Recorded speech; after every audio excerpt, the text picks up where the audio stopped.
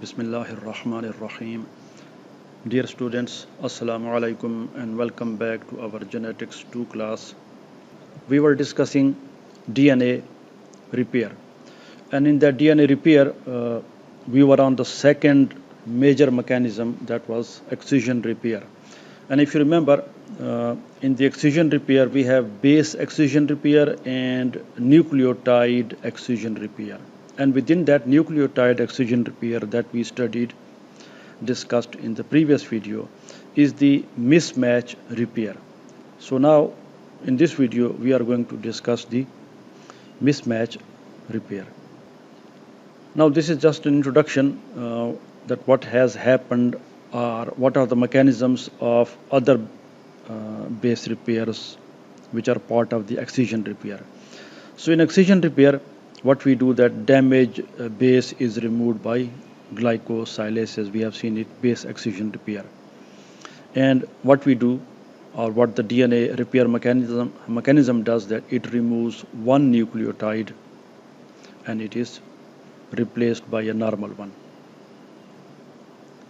तो अब आमतौर पे ये होता है कि जो म्यूटेशन हो रही है या जो चेंज हो रहा है वो डैमेज्ड बेस नहीं है. हमारा जो पिछला टॉपिक था बेस एक्सिजन रिपेयर में, वो डैमेज्ड बेस था. तो उसमें ये होता है कि जो बेस होता है वो मिसमैच हो जाता है. Mismatched base pair. मिसमैच क्या हो सकता है? वो कोई भी हो सकता है. मसलन ए के सामने जी आ गया, टी के सामने आमतौर पे ए आता है, तो फॉर एग्जांपल इधर सी आ गया. अब ये जो दोनों बेसेस आमने सामने आ गए, या इस किस्म की और कंडीशन भी हो सकती है, जी के सामने टी भी आ सकता है. तो अब ये सारे they are examples of mismatch, कि जिस बेस के सामने उसका पार्टनर आना चाहिए था वो नहीं आया. और आमतौर पे जो डीएनए में रिपेयर होती है वो ज़्यादातर क्या है, मिसमैच रिपेयर होती है. और आप देख रहे हैं कि 99% यानी जितने भी डीएनए के रिपेयर्स होते हैं उनमें 99% रिपेयर जो है वो मिसमैच की होती है. अब मिसमैच कैसे पैदा होता है? तो मिसमैच रेप्लिकेशन में पैदा होता है. जब डीएनए पॉलीमरेज रेप्लिकेशन करता है तो उसमें कुछ एरर्स जो है वो आमतौर पर रह जाते हैं. और वो एरर्स जो हैं, जब एक्सोन्यूक्लियस एक्टिविटी होती है प्रूफ रीडिंग की, आपको पता है कि डीएनए की रेप्लिकेशन, उम्मीद है कि आपने पिछले सेमेस्टर्स में इसको बड़े डिटेल से पढ़ा होगा.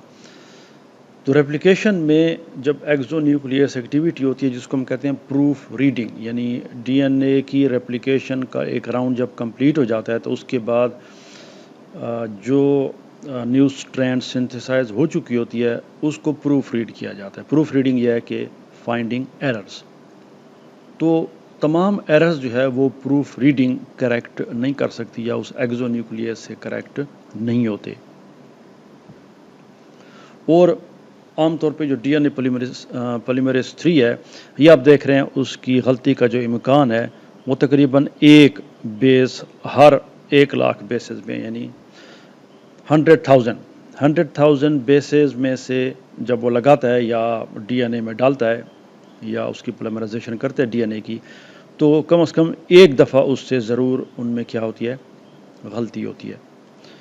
तो उसके बाद प्रूफ रीडिंग जो है वो क्या करता है, उन एरर्स को करेक्ट करता है, लेकिन उससे भी 99% एरर्स करेक्ट होते हैं.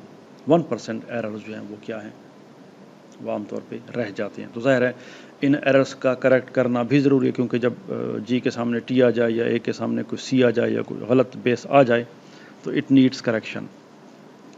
तो अब डीएनए पॉलीमरेज जो है, यानी इसका जो म्यूटेशन रेट है, दिस इज़ 10⁻⁷. ये 107 नहीं है, दिस इज़ 10⁻⁷. इसको हम करेक्ट कर देंगे. तो एक में यानी 10⁻⁷ में एक जो है वो उसका म्यूटेशन रेट है कि वो ज़रा जब बेस चेंज होगा दैट मीन्स म्यूटेशन. तो ये उसमें. अब उसके बाद ये होता है कि जब डीएनए रेप्लिकेशन या पॉलीमरेज से गलती हो गई और प्रूफ रीडिंग में वो गलती करेक्ट न हुई, तो फिर ایک مس میچ ریپیئر سسٹم ہوتا ہے، اور یہ مس میچ ریپیئر سسٹم جو ہے یہ فالو کرتا ہے ریپلیکیشن فورک میں. Hopefully you know the replication fork, اور وہ یہ ہے کہ یہ ڈی این اے کی ڈبل اسٹرینڈ ہے، اور جب ریپلیکیشن ہوتی ہے تو یہ بھی کسی بھی جگہ سے کھلتی ہے. تو اب دس ایریا یہ جو ہے اس کو ہم کیا کہتے ہیں؟ ریپلیکیشن فورک کہتے ہیں. اب فار ایگزامپل یہ جا رہا ہے، یہ پیرنٹ اسٹرینڈ ہے اس سے 3 to 5 ہے، تو دوسری جو بنے گی وہ 5 سے 3 بنے گی، ایسے بنے گی. اب یہ آگے اسٹرینڈ کھلتی جائے گی اور یہ نئی اسٹرینڈ جو ہے وہ بناتا جائے گا. تو اب D N A for example یہ ڈی این اے پولیمریز 1 ہے، ڈی این اے پولیمریز 3 ہے جو کہ ڈی این اے کے سنتھیسس کر رہا ہے. تو اب اس کے پیچھے پیچھے مس میچ ریپیئر سسٹم ہوتا ہے. سپوز یہ جو ہے یہ مس میچ ریپیئر سسٹم ہے، تو یہ پھر چیک کرتا ہے کہ کہیں غلطی تو نہیں رہ گئی، اور جب غلطی اس کو ملتی ہے تو ظاہر اس کی پھر کریکشن کی جاتی ہے. اب اس میں جو اب یہاں پہ ہم ایک ایگزامپل لے رہے ہیں، ظاہر ہے کہ ای کولائی کی، ایشریکیا کولائی کی ریپیئر سسٹم کی. تو اس میں یہ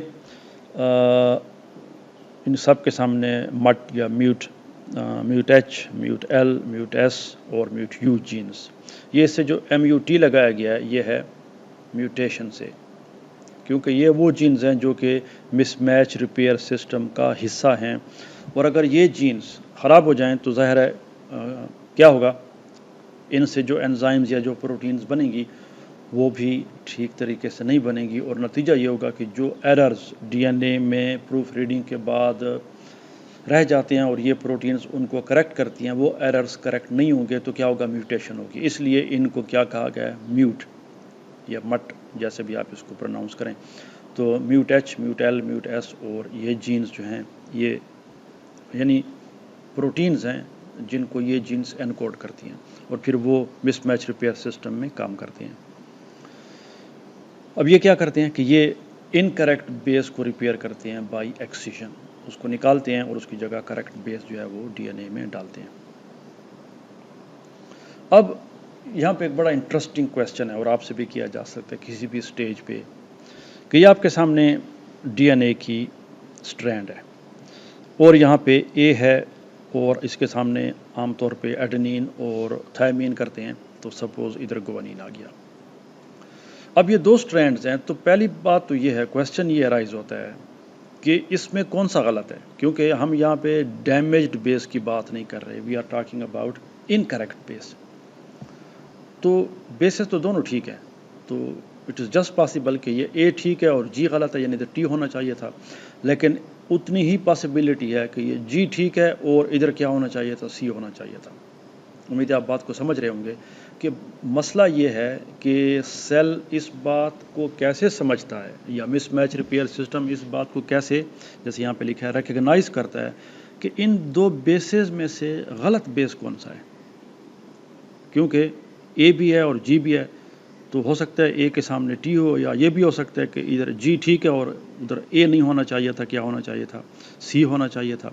تو یہ دونوں پاسبلٹیز ہے، کیونکہ ڈی این اے میں آپ اس بات کو نہیں بتا سکتے کہ یہ کون سا بیس جو ہے وہ، کیونکہ دو سٹرینڈز ہیں، کمپلیمنٹری سٹرینڈز ہیں، تو اس میں یہ سمجھنا کہ یہ ٹھیک ہے اور وہ غلط ہے، اور وہ ٹھیک ہے اور وہ غلط ہے، یہ بڑا مشکل ہے. تو اس کا پہلا جواب یہ ہے، جو کہ اسی میں آگے بھی آ رہا ہے، وہ یہ ہے کہ جو مس میچ ریپیئر سسٹم ہے وہ سٹرینڈ جو کہ نئی بنتی ہے یا جو بن رہی ہوتی ہے، اس کو وہ کیا ہے، اس میں اگر کوئی بیس کی غلطی آتی ہے تو اس کو وہ انکریکٹ بیس تصور کرتا ہے. جو مثلا یہ جو ہے سٹرینڈ، یہ پیرنٹ سٹرینڈ ہے یا ٹیمپلیٹ سٹرینڈ ہے، کیونکہ ابھی ہم نے دیکھا کہ ڈی این اے میں جب بھی ریپلیکیشن ہوتی ہے تو ایک سٹرینڈ جو ہے it acts as template strand, وہ ٹیمپلیٹ سٹرینڈ کا کام کرتی ہے، اور اس کے سامنے دوسری سٹرینڈ بنتی ہے جس کو ہم ڈاٹر سٹرینڈ کہتے ہیں. تو ظاہر ہے کہ جب ریپلیکیشن ہو رہی ہو تو پھر تو ہمیں پتہ ہوتا ہے کہ یہ پیرنٹ سٹرینڈ ہے کیونکہ یہ ٹیمپلیٹ ہے، اور دوسری جو بن رہی ہے یہ ڈاٹر سٹرینڈ ہے. تو پیرنٹ سٹرینڈ کو نہیں دیکھا جاتا، ڈاٹر سٹرینڈ کو دیکھا جاتا ہے. اب اگر وہ اے ہے پیرنٹ سٹرینڈ میں اور ادھر جی ہے، تو اس کا مطلب ہے جی غلط ہے، کیونکہ اے کے سامنے کیا آنا چاہیے تھا، ٹی آنا چاہیے تھا. تو ایک اس کا جواب جو ہے وہ کیا ہے، وہ ڈاٹر سٹرینڈ میں ہے. کہ جو ڈاٹر سٹرینڈ ہوگی اگر اس کا بیس، اور فار ایگزامپل اگر ادھر جی ہے اور ادھر اے ہے تو اس کا مطلب ہے یہاں پہ سی ہونا چاہیے تھا. یہ جی اے جو ہے یہ کیا ہے، غلط ہے، کیونکہ ڈاٹر سٹرینڈ میں اے ہے، پیرنٹ میں جی ہے، تو جی کے سامنے سی آتا ہے.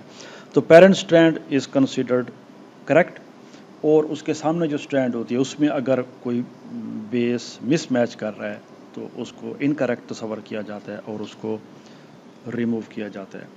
اب یہاں پہ ایک اور سوال پیدا ہوتا ہے، وہ یہ ہے کہ ڈی این اے میں ہمیں یہ کیسے پتہ چلے گا کہ یہ ڈاٹر سٹرینڈ ہے اور یہ پیرنٹ سٹرینڈ ہے. دونوں سٹرینڈز ہیں، دونوں کمپلیمنٹری سٹرینڈز ہیں. How we can determine which one of these two is the parent and daughter, یہ بھی ایک پرابلم ہے. تو اس کا جواب جہاں تک ایکولائی کا تعلق ہے وہ یہ ہے، اب یہ کویسچن آ گیا کہ ڈاٹر سٹرینڈ کا کیسے پتہ چلتا ہے. تو اس کا جواب یہ ہے کہ میتھائلیشن، اگر آپ کو یاد ہو ہم نے اسی جینیٹکس 2 میں جو ابتدا میں جب ہم ریکمبیننٹ ڈی این اے ٹیکنالوجی پڑھ رہے تھے تو اس میں ہم نے دیکھا تھا کہ جو اس کے انزائمز ہوتے ہیں ٹائپ 2 اور وغیرہ دوسرے ڈی این اے کے اندر جو ڈیفینس میکینزم، اس کا ایکولائی کے اندر جو اس کا ڈیفینس میکینزم ہوتا ہے جو کہ اس کو پروٹیکٹ کرتا ہے فیج کے اٹیک سے، تو جو اس میں ریسٹرکشن انزائمز ہوتے ہیں، تو ریسٹرکشن انزائمز جو ہیں وہ جیسے کہ فیج کے ڈی این اے کو توڑ سکتی ہیں تو ویسے ہی وہ اپنے ڈی این اے کو بھی کیا کر سکتے ہیں، بریک کر سکتے ہیں. ان کے پاس یہ ڈسکریمنیشن نہیں ہوتی، یہ پہچان نہیں ہوتی کہ یہ جو ڈی این اے ہے یہ اپنا ہے یا باہر سے آیا، فارن ہے. تو اس کے لیے پھر جو سیل ہے اس کے اندر ایک میتھائلیشن سسٹم ہوتا ہے. ہوپ فلی یو ریممبر، یہ ساری چیزیں ہم پیچھے پڑھ چکے ہیں، اور اگر آپ کو کوئی پرابلم ہے تو you are requested to kindly refer to those slides and notes جو کہ ہم نے وہ پڑھے تھے، جو ریپیئر اس کا سسٹم ہے میتھائلیشن کا، پروٹیکشن کا. تو پھر وہ میتھائلیشن کرتے ہیں اپنی سٹرینڈز کی. تو جب ریسٹرکشن انزائمز آتے ہیں ڈی این اے کے پاس اور جو میتھائلیٹڈ ہوتا ہے، جو کہ اپنا ڈی این اے میتھائلیٹڈ ہوتا ہے، اس میں ایڈنین کے ساتھ ایک میتھائل گروپ ایڈ کر دیا جاتا ہے. تو اس میتھائلیشن کی وجہ سے وہ اس کو ریکگنائز نہیں کر سکتے کہ یہ ڈی این اے ہے، اس کو وہ چھوڑ دیتے ہیں. جبکہ فیج کا ڈی این اے جو باہر سے آتا ہے وہ نان میتھائلیٹڈ ہوتا ہے اینڈ دیٹ از بروکن. تو بات ہو رہی تھی کہ ایک حال تو ہم نے ڈھونڈ لیا کہ بھائی مس میچ جو ہے وہ کس بیس میں ہے، تو وہ ڈاٹر سٹرینڈ میں ہے. دوسرا کویسچن یہ پیدا ہوتا ہے کہ how to recognise the daughter strand, تو وہ اس کا آنسر ہے کس چیز میں، میتھائلیشن میں. کیونکہ ڈی این اے میں جو پیرنٹ سٹرینڈ ہوتی ہے، فار ایگزامپل یہ اے ہے تو ہم اس کے ساتھ ایک چھوٹا سا نشان لگا دیتے ہیں، سپوز یہ اسٹار لگا دیتے ہیں، ایسٹرسک. تو اٹ از میتھائلیٹڈ. تو پیرنٹ سٹرینڈ میتھائلیٹ ہو چکی ہوتی ہے کیونکہ یہ ڈی این اے پہلے بنا تھا، یہ تو پہلے سے بن چکا ہے، اس کی میتھائلیشن ہو چکی ہے. اب اس کی ریپلیکیشن ہو رہی ہے. تو ریپلیکیشن میں یہ ڈی این اے جب اوپن ہوتی ہے تو اس کے سامنے جو دوسری سٹرینڈ بنے گی تو پہلے ریپلیکیشن ہوتی ہے اور اس کے پیچھے پیچھے میتھائلیشن والا سسٹم چلتا ہے اور وہ اس کی میتھائلیشن کرتا جاتا ہے. اب یہ جو مس میچ ریپیئر سسٹم ہے یہ ڈی این اے کا جو پولیمریز ہے اس سے پیچھے ہوتا ہے اور جو میتھائلیشن کا سسٹم ہے اس سے آگے ہوتا ہے. سپوز یہ جو ہے دس از ڈی این اے پولیمریز 3 اور یہاں پہ جو ہے سپوز یہ جو ہے دس از میتھائلیشن سسٹم. تو ان کے بیچ میں ہم ایک اور اس کو شیپ دے دیتے ہیں، سپوز اسکوائر دے دیتے ہیں.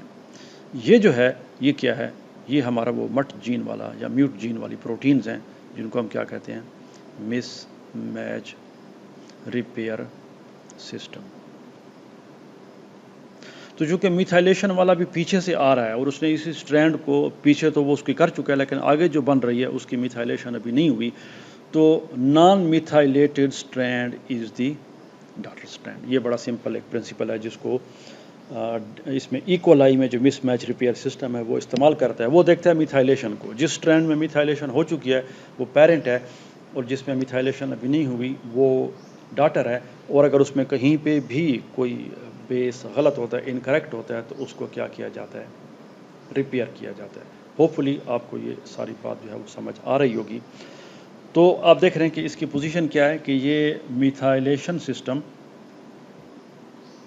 اور جو ریپلیکیشن سسٹم ہے ریپلیسوم ہے اس کے یہ درمیان میں ہوتا ہے، یعنی اس کے پیچھے ہوتا ہے جو پولیمریز 3 ہے یا ریپلیسوم ہے، اور میتھائلیشن سسٹم کے آگے ہوتا ہے. تو اس لیے چونکہ ابھی میتھائلیشن نہیں ہوتی اور اگر اس کو جو ہی کوئی مس میچ ملتا ہے تو اس کی ریپیئر کی جاتی ہے. تو یہ تھوڑا سا ہم نے مس میچ ریپیئر کے بارے میں اس کو انٹروڈکشن کہہ لیں یا اس کو ہم نے تھوڑا سا اس کی تھیوری جو تھی وہ بیان کر دی. اب اس کے بعد نیکسٹ ویڈیو میں ہم انشاءاللہ اس کا میکینزم دیکھیں گے کہ یہ mismatch how mismatch is repaired, کہ جب ایک دفعہ اس مس میچ سسٹم کو یہ جو چل رہا ہے اس کے پولیمریز 3 کے پیچھے، جو اس کو پتہ چلتا ہے کہ فار ایگزامپل یہاں پہ جو ہے یہ اے ہے اور اس کے سامنے جی آ گیا، تو اب جی انکریکٹ ہے کیونکہ اے جو ہے یہ پہلے سے موجود ہے اور اس کے اوپر کیا ہوگی، میتھائلیشن ہوگی. تو اس کو پتہ چل جاتا ہے کہ یہ جی ہے، دس از انکریکٹ، تو اب اس جی کو ریموو کرنا ہے. تو mechanism of mismatch repair یہ انشاءاللہ ہم اگلی ویڈیو میں دیکھیں گے. Thanks for watching and see you in the next video.